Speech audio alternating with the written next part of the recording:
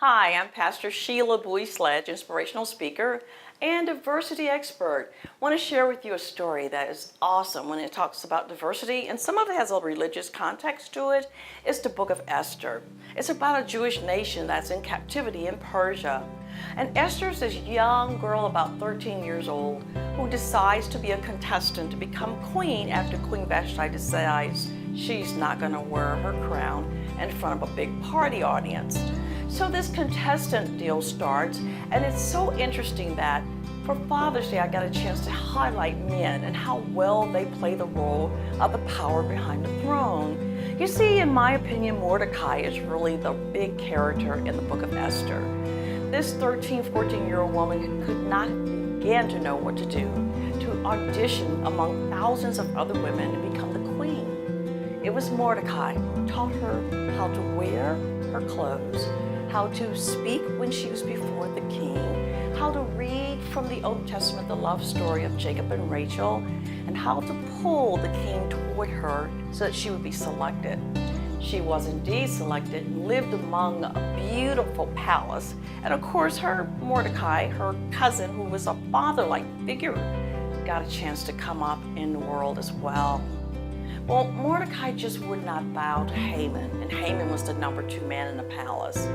Haman decided it was time to get rid of people who didn't go according to the king's laws. That meant that Mordecai and all of the Jewish people, and all of that region, which was like 127 provinces, would have to die.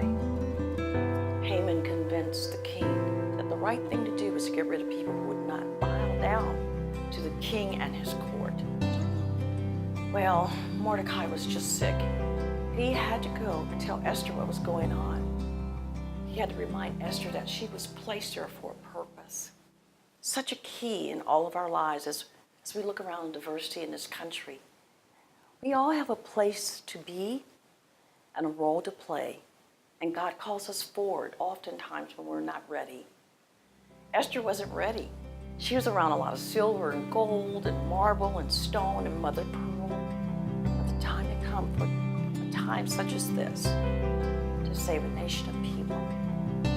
So she went to the king and asked him to come to dinner and to bring Haman and other people. And when the king showed up, he was so in love with her. He said, "You know what?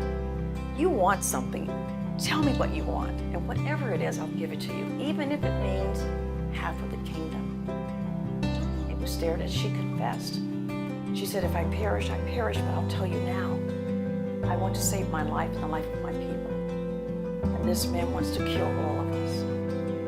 Well, of course, you know the end of the story.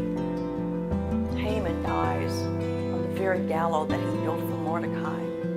But more importantly, Esther did what she had to do when she had to do it. Some scholars asked the question, what would have happened if Mordecai had not gone and supported Esther all those years, supporting her in the position she was in, then having her available to him when he needed her?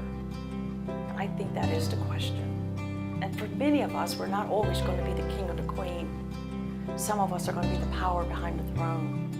And to keep our nation safe and healthy and abundant for everybody's life, we must all realize that God has placed us in a spot for times such as this. And when it comes, when we're called, we will do what we need to do to keep us all happy and safe and complete in a nation that's beautiful.